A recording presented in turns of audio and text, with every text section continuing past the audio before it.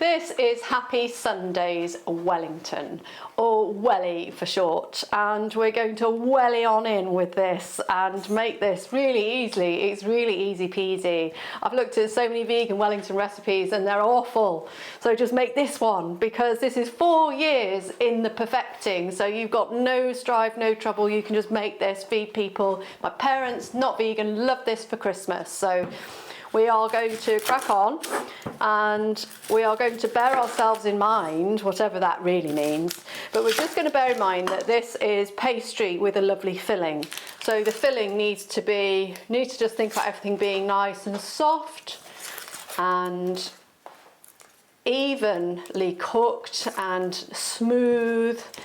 So what you don't want to do at this point with this particular product, the onion, is burn it.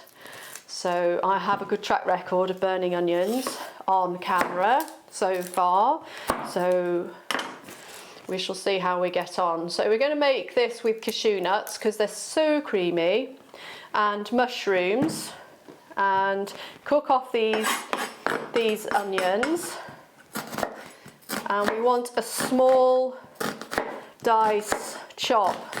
So we are seeing here that I'm not chopping all the way to the end of the onion.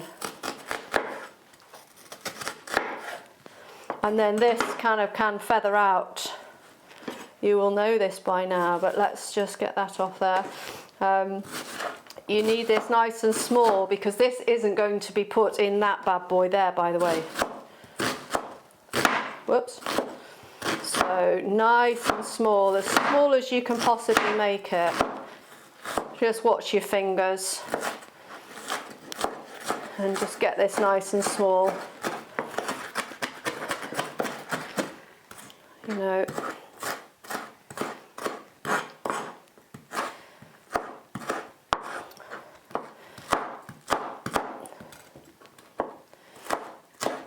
So if you're following along, make sure that all this is nice and small. Don't do what I'm kind of doing, which is looking up to look at you guys. I can feel this heat now on this pan, so I'm slightly worried. Now my eyes are watering as well, so I'm slightly worried that this is just going to be a bit hot. So be aware, do what I'm doing, adjust. Feel it, think actually that might be quite hot for that little. I mean, at the end of the day you can always put a bit in, can't you? And it's not too hot, so you know, that's okay. Better to be too cold than too hot. You want these nice and soft, translucent, caramelized, all those good things. You want them to disappear, really. Just having to concentrate to make sure I get that done right. That's a bit bigger there. I'm going to chop this up. A lot of these recipes, you know, they evolve over time. So most of the recipes in this course have been in existence for over a year or two. This one, 4 years. I've tweaked this so many times and was never right. And it was something like 50 grams of mushroom away from being right. And I finally got it. So you're benefiting from that, and that's nice for me to pass the recipes on. So I'm going to cut that. I'm just going to get that little bit out of there. I haven't done that too well. Now we need to just chop this finely, this garlic. It doesn't really matter how you do it, to be honest. You could grate it in, that would be fine as well. It doesn't really matter. You know, just small pieces. Sometimes it does matter because it affects the flavour, but you know, I just chopped this, chopped that, and it went in. I haven't really thought much more about it. So we can put him in now. And you may well be thinking, Why hasn't she put any salt in? Well, I'm just about to, so you're right in thinking that. Let's just wipe my fingers off and get something to stir this with.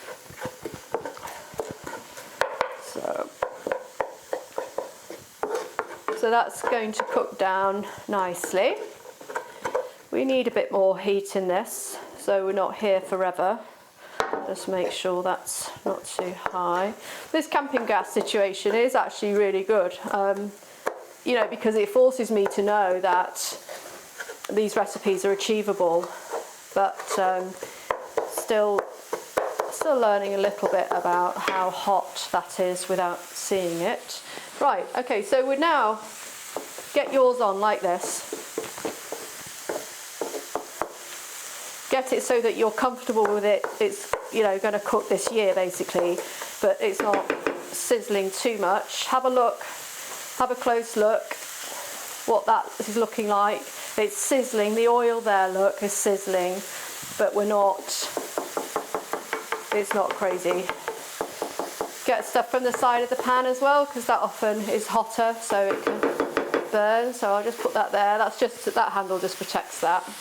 Right, so the other part of this is these cashew nuts are in here, and we're going to blitz them down, and we're going to throw these in. I've already checked these for soil bits, 250 grams, and with the cashew nuts we've got 100 grams in here. So we're just going to pulse these down, put this in, pulse it down, add a few bits, those will be cooked, we're in, we're done. So it's quite easy.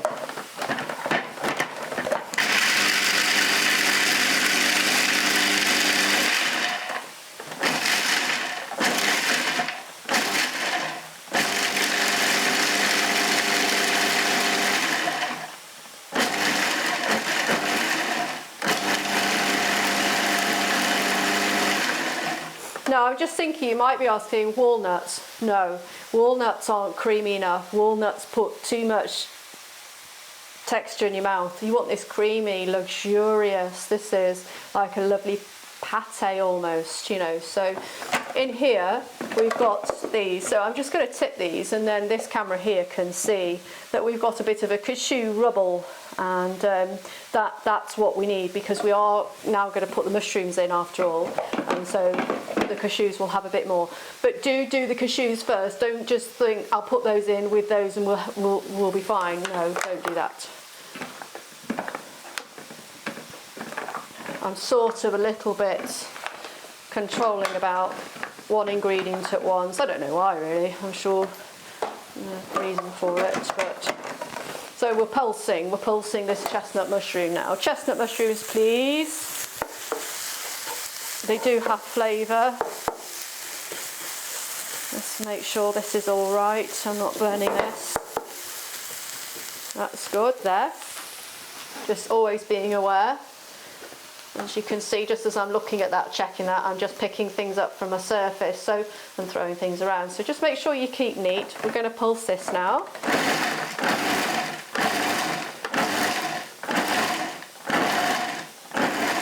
I do find pulsing to be easier when you're knocking a mushroom down to size.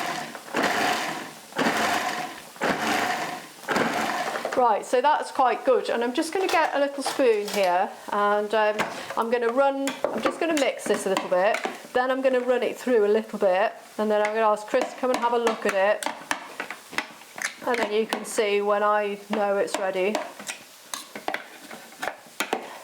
So far this is not ready. Look, we've got big bits of mushroom in here. Let's pop that there for that camera. Big bits of mushroom in here. That's not ready. Check across, check across. If in doubt, I can smell that first, so I'm just going to knock that heat right down now. It's just toasting. Can you see? Well, you will be able to see with this camera overhead. That's just toasting off and reducing. Now, I think this needs a little bit more oil to just loosen. You might not want to do that, but because I'm just demonstrating this and it might just take a little bit longer, I'm just going to protect this. I'm not too wound up about oil in my food because I'm not getting it from animal products, so I do add quite a lot of oil, and I've got great hair, great skin, and great eyes, all nice and clear, and I feel healthy. I never get dry eyes or dry skin, don't use moisturisers really. So, you know, and I do have plenty of oil in my diet. Take away from that what you will. Here we go, we're going to get this ready now, and then we can have Chris come in.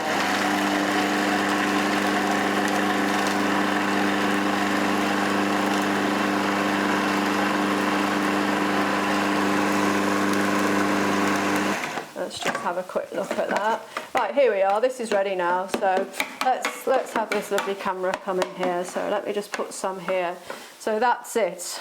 It is a creamy thing, and it's going in here, which will be nice and soft, with a few different flavourings still to put in, and some lentils to actually add then a little bit of body.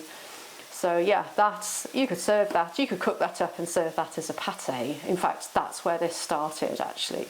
But if you super smooth that, you could have a beautiful pâté with it. So with not much more than a few more bits and pieces. So are we happy? Yeah, I'm happy. If you... Do you want to just have a bit of a stir around, just so we can have a look? Just oh, sorry. I'll just have a look down so, so it's got a bit more texture. You can see the white of the cashew nuts there. Let me just check this. But that's a good texture. These onions are coming due now. Right, so we are going to deglaze with half a tablespoon of red wine vinegar. Immediately putting things over there to help me out. I know I've done them. Do the same, do the same. Later on in the course there's a little bit of theory coming in. And that will be covered, that aspect of things, moving things through.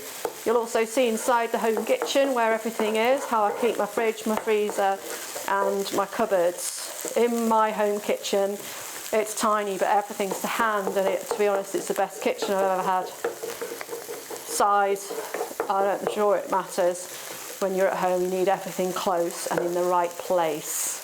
So let's hope we don't have to move any sinks. So a pinch of rosemary, pinch of thyme. If anybody's in Kendal, come and have some thyme for me, because I clearly have way too much thyme in there. And then we need this. It's a tablespoon of soy sauce. I'll just make sure that just stays there so that camera can just get that brand. I wouldn't use anything else. I literally would not use, wouldn't spend money, wouldn't use it. I'd have a different meal. This is where it's at. It's absolutely lovely. Chinese supermarkets online, Amazon, etc.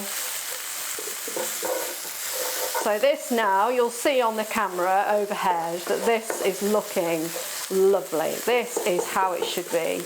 This is when I get really excited, and I love cooking anyway. I love cooking and this and showing you guys, because I know when you've got this and you've got that, you're just going to have a lovely, lovely meal, and you're going to be really happy. And I really like that. You know, food makes you happy. If you don't eat well, you're not happy. In fact, you can't be happy. It's lots of evidence now with mental health and good food. I feel sorry for people who don't have good food, you know, for whatever reason. So in goes this lovely mix. 4 years. 4 years to get this recipe. I mean, I don't know whether I'm stupid or blessed with patience. Spent so long. 4 years. Wow. But it's right now. So we're going to mix this through. I've got the herbs coming through now because they're wet. Rosemary. So if you add rosemary to anything in vegan food, you immediately get chicken. Now, you know, you might say, oh, I don't want chicken, Julie, because I'm vegan. Well, you get a totally different, you get much more traditional flavour, different feel in your mouth in terms of what you're experiencing, because it's giving you, you know, it's not garlic, it's not soy, it's quite strong, this rosemary flavour and thyme. It's traditional, it's Sunday lunches, it's lovely. So that's that. That's just reducing a bit. I've got my gravy browning to go in, but here now I've got my 100 grams of cooked lentils. Oops. Right, so those are Asda green lentils. 100 grams cooked. Cooked weight. I always cook quite a lot and then they just sit in the fridge and they become lunches. So this is going to be wrapped in, I've got some shop bought puff pastry. This is in your pastry section. I decided not to ask you to make rather, pastry for this. I thought we would concentrate on the middle and make sure that was right before we sort of troubled ourselves with making pastry. We're going to make pastry for the tarts in this section. So that's what we're going to do. My puff pastry is in the fridge. Just get all that particular colour of product off there before we put some gravy brownie in. So we've got half a teaspoon measure going in here. So this is now, you start thinking, don't you, properly about stuff. Right, okay, so we're going to cut down. We're going to have a slice of this, aren't we? In the summer, well, we're going to have it for our tea. We're going to have it with salad. You could have it with green beans. But when you cut down your slice, you really don't want to be looking at something which is not one thing or another. So I decided to add some gravy browning to just look a bit richer. So I've specified half a teaspoon here for myself because that's what I did in practice and that's what I think worked well. I'm thinking perhaps it needs just a touch more, not another half, maybe another half. Yes, I'm going to put a little bit more in, I think. That's another half gone in.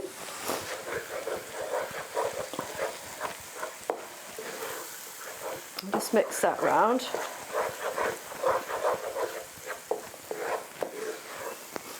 And then we're getting to the point of me saying we're done. We can just let this cool. It needs to be cool before it gets wrapped up in some pastry. Remember, pastry likes cold hands, cold everything. And put a hot filling on top of a piece of cold pastry and expect it to behave. It's not happening. So just let this cool down. Get this into one of these, ideally. These are from Home Bargains. They're dead cheap, but that will get the heat out of that quite quickly. So that's it. I know it needs a bit of pepper, so we'll just put that in. But otherwise, we are done. And we're going to wait for this to cool and get the pastry out next.